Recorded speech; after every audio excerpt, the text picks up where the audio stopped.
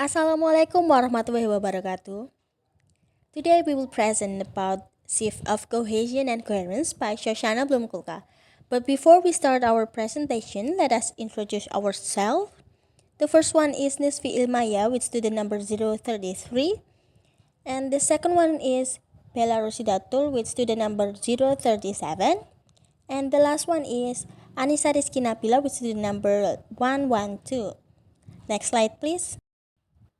Shift of cohesion and coherence is a theory written by Shoshana Blum-Kulka. But who is Shoshana Blum-Kulka? Shoshana Blum-Kulka was a notable linguist and social linguist whose groundbreaking work in pragmatics and politeness theory had a long-lasting impact on the field of linguistics. Blum-Kulka, born in the year 1942 in Israel, grew up in a bilingual and multicultural environment, making her become fascinated by language impact on human experiences. Her pioneering research shed light on the complex interplay of language, culture, and context, paving the way for a greater understanding of how we utilize language as we move through our social landscape. Blumkulka's work leaves an unforgettable effect on the area of translation research, encouraging generations of researchers and practitioners to redefine and examine translation. Next, we will talk about Shoshana Blumkulka's education. Blumkulka dedicated her career to studying human communication and language impact on social relationships. She got her PhD in linguistics from the Hebrew University of Jerusalem, where she later taught linguistic and translation studies in here. Her research interests were diverse. Blumkulka was especially concerned in how linguistic and cultural elements influence how meaning is communicated and interpreted across language and context. Blumkulka first became interested in the complexities of language use and how context and culture impact communication throughout her college studies.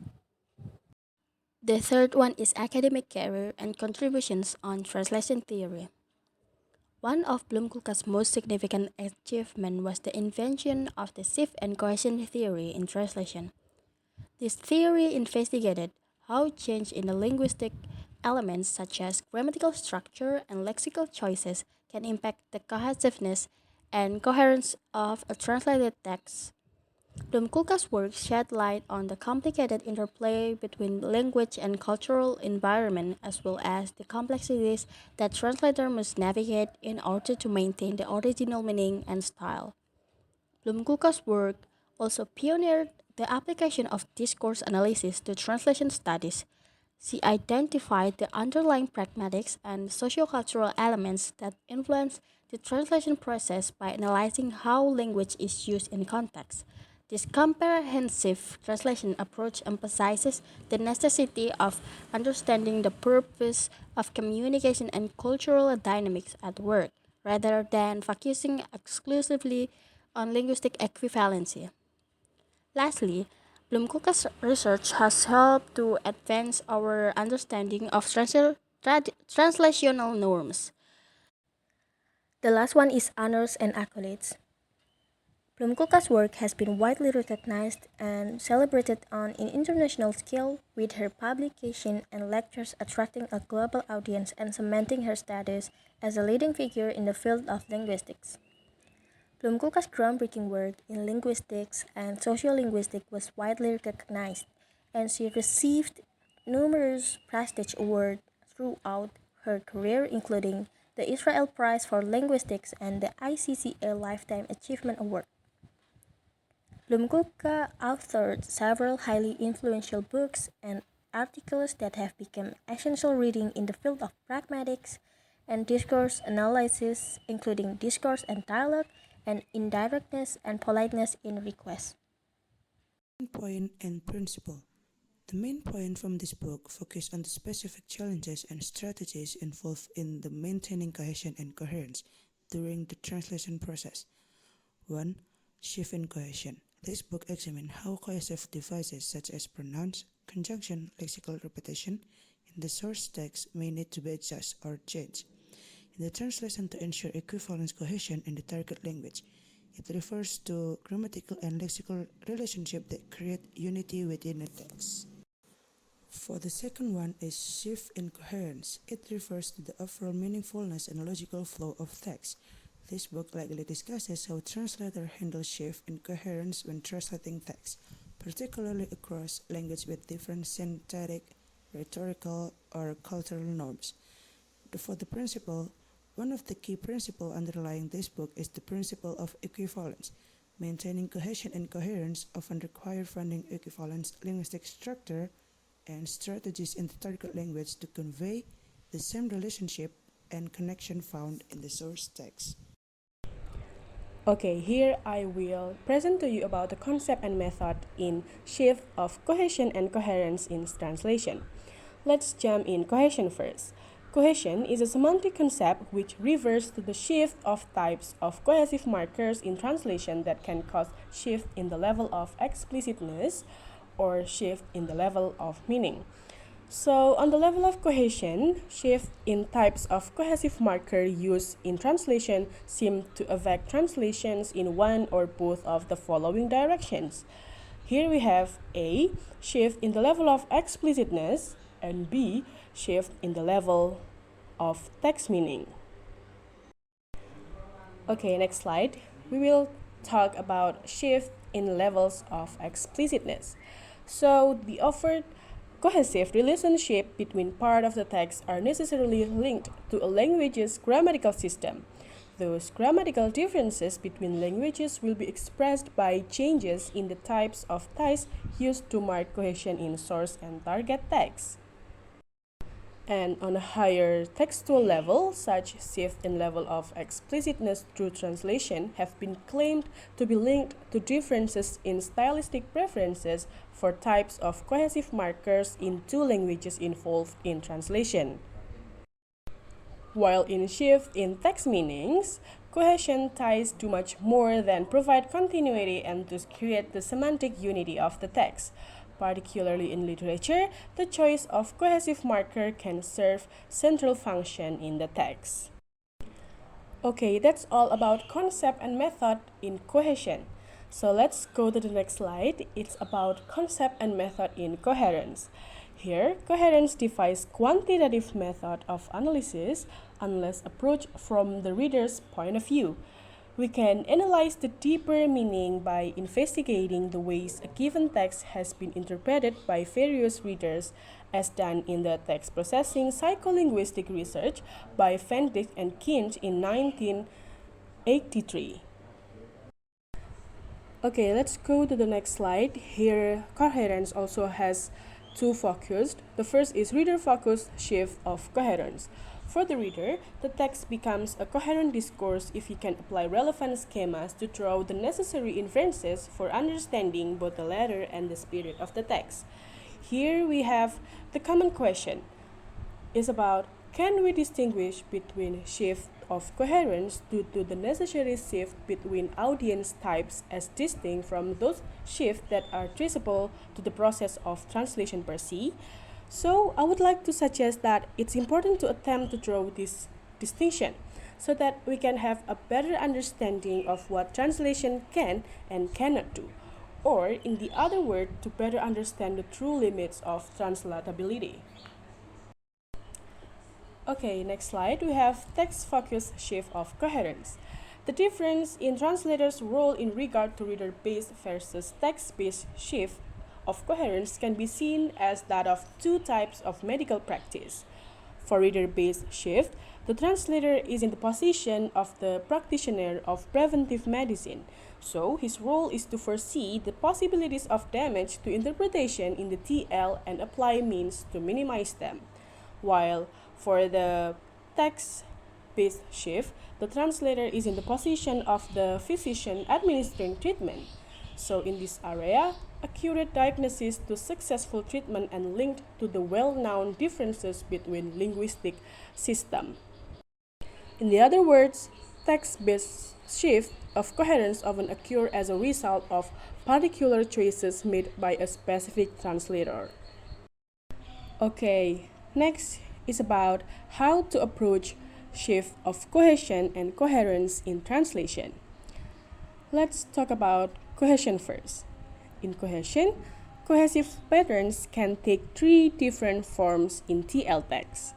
The first, cohesive pattern in TL text tend to approximate the norms of TL text of some register. Second, cohesive patterns tend to reflect norms of SL text in the sum register, which may be due to processes of transfer operating of the translation.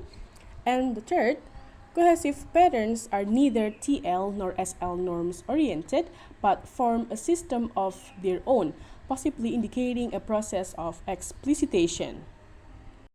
Okay, next in coherence, it also has the following points that will be argued. The first is that there is a need to distinguish between reader focus and text focus shift of coherence, and that probably the former are less avoidable than the latter. The second, that text focus shift of coherence are linked to the process of translation per se, while reader focus shift are linked to a change in reader audiences through translation. And the third, that both types of shift can be studied to a certain extent by psycholinguistic method of text processing. And how the theory influenced translation practice and understanding. The core idea of Blum-Kulka thesis is the knowledge that translation is a complicated interaction involving the source language, the target language, and the intended audience rather than the mechanical process. She contends that translators need to be cognizant of the linguistic and cultural traits of both the source and target language, as well as the intended context of use. This calls for a thorough comprehension of many languages and cultures in addition to the capacity to modify this text for the intended readership. Blum-Kulka theories highlight the significance of preserving coherence and cohesiveness in the translated material with regard to translation practice. This entails making certain that the material flow naturally and makes sense in the target language in addition to being semantically accurate. The text must be modified by translators taking into account the linguistic and cultural distinction between the source and destination language. Now we move to the first example from shift of cohesion and coherence. So there's several sentences in here. The first one is, she went to the store, it was crowded. This is the SL or source language. And then there's a sentence, dia pergi ke toko, suasananya ramai sekali. This is a TL or targeted language. And then dia pergi ke toko, toko itu ramai sekali. This is the TL in literal. So this is the targeted language in literal meaning. So what is the cohesion and coherence from these sentences? So the SL or English sentence in here use the pronoun it to refer back to the store that mentioned earlier. This is a reference of cohesion, while the TL or Indonesian sentences do not use the pronoun itu but use the word suasananya. This is a shift in cohesion from reference to substitution. And then the coherence. The relationship between sentences are logical and easy to understand. We know it referred to the store because of the context of the previous sentence. The meaning and relationship between sentences are maintained even though there's a shift in cohesion. We still understand that the word suasananya refers to the condition in the store. The use of suasananya could be more suitable for describing the store's crowd than itu. Next, this is the second example from shift of cohesion and coherence. Same with the previous example, there's several sentences in here, and the first one is the SL. Lana arrived late for work. She apologized profusely to his boss. And then next, the TL. Lana terlambat datang ke kantor. Karena terlambat, Lana meminta maaf kepada atasannya. And then the TL literal. Lana datang terlambat untuk bekerja. Dia meminta maaf kepada atasannya.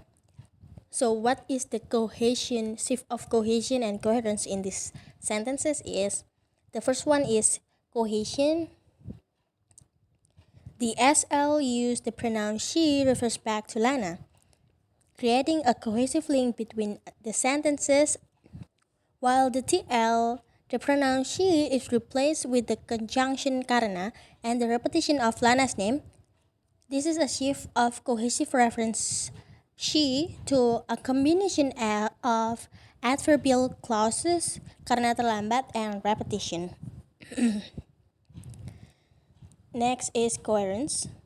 The coherence in this sentence is the relationship between the sentence is clear. Lana's lateness is the reason for her apology. Despite there's a shift, the overall coherence remains. The connection between Lana's lateness and her apology is still clear. Karena terlambat, the word karena terlambat is a more natural way to express the cause and effect relationship in Indonesian.